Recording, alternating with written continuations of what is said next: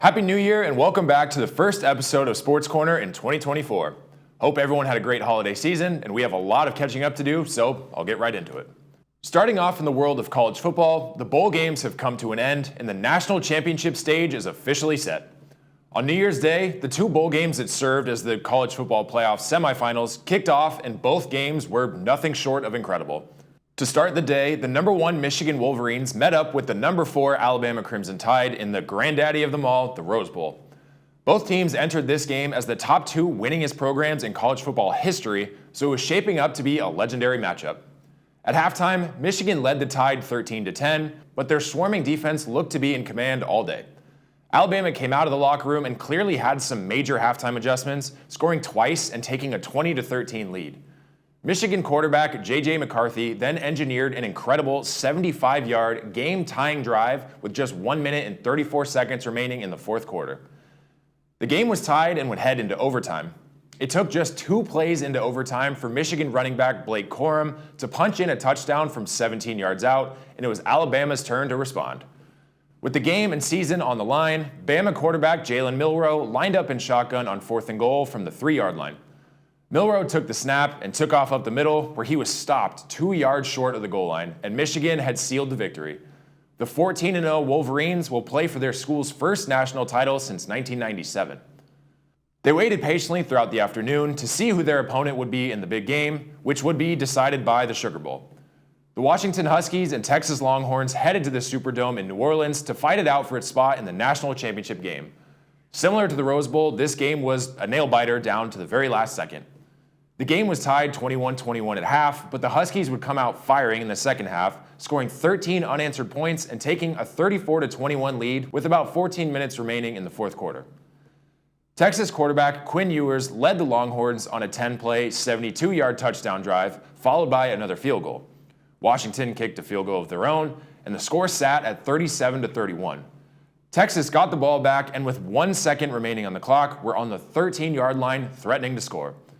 Ewers took the snap and threw a nearly identical pass to the one he threw for a touchdown earlier in the game, but unfortunately for Texas, this ball was swatted and the Huskies would hold on to win.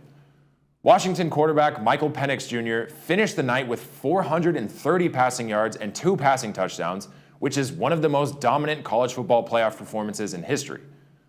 The Washington Huskies will head to NRG Stadium in Houston to compete for their 3rd national title in school history. Washington has previously won in 1960 and 1991, but has not been back since. But, like I said, in their way stands the Michigan Wolverines. Michigan are slight favorites to win so far, and this game will be played on this upcoming Monday, January 8th.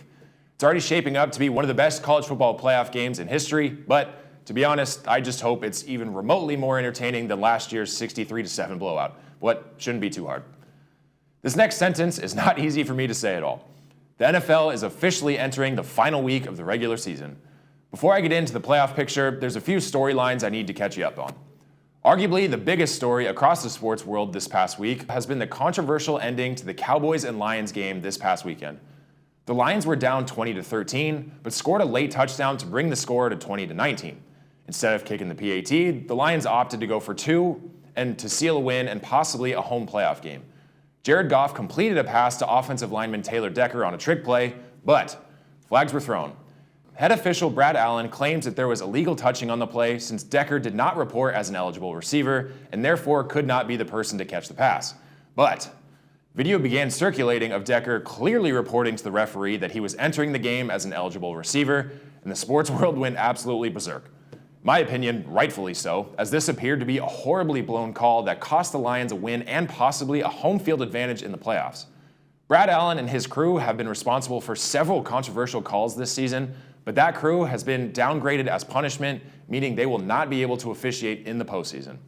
Anyway, even with controversy, the postseason is approaching nonetheless. These 18 weeks have absolutely flown by.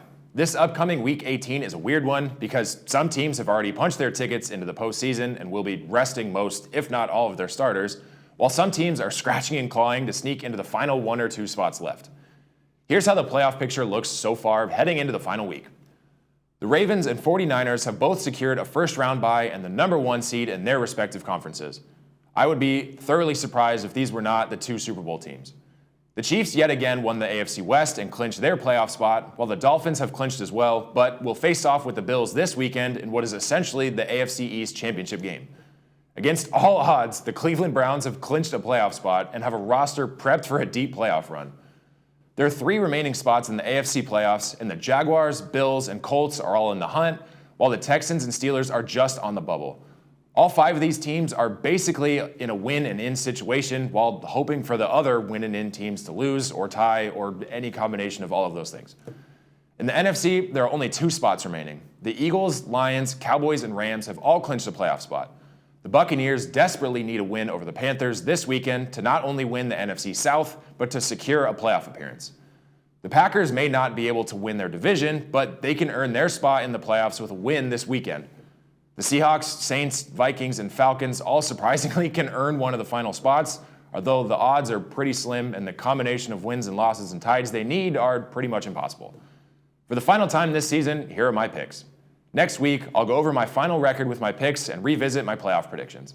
Anyway, this week I'm going with the Buccaneers over the Panthers, the Packers to earn a win over the Bears, Pittsburgh to get a necessary win over Baltimore, who will be playing backups, and a controversial one to end the season, the Bills to earn their playoff spot after taking down the Dolphins. This has been an NFL regular season to remember, but personally, I can't wait for the playoffs. Over the course of the past 90 episodes of this show, I've mentioned other football leagues outside of the NFL a few times. There have been several that have come and gone, but the 2 leagues that have seemed to stick around are the XFL and the USFL. On Sunday morning this past week, Dwayne "The Rock" Johnson, owner of the XFL, made an appearance on the Fox NFL Sunday pregame show.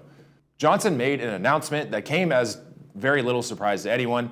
The XFL and the USFL would be merging to form one league, the UFL. The league will be made up of 4 teams from each league and will kick off this spring. The 2024 UFL season will begin on March 30th when the reigning USFL champion Birmingham Stallions and defending XFL winner Arlington Renegades will face off. After 2 seasons of the USFL and 1 successful season of the XFL, it seems like spring football is here to stay. While the quality and entertainment level might not be up to par with the NFL or even the NCAA, it's still always great to have more football on the calendar.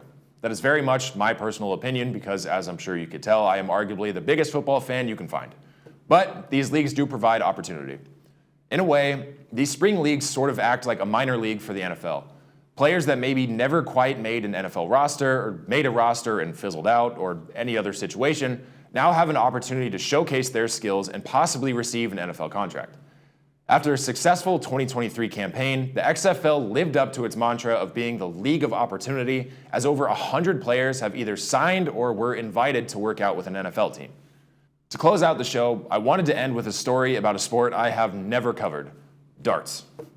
16-year-old Luke Littler has taken the PDC World Darts Championship by storm in his debut. Following victory after victory, Littler earned his spot in the World Championship, becoming the youngest player to accomplish this feat by over 5 years.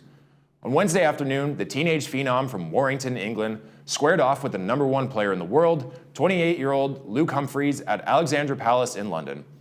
At one point, the teenager had the chance to take a 5-2 lead, but world number 1 Humphreys came back to win 5 straight sets and win his first world title. The unseeded Littler would have become the youngest ever winner of the darts' biggest prize, but fell just short on the big stage. Regardless of the loss, Littler has become a household name and has a long, successful career ahead of him.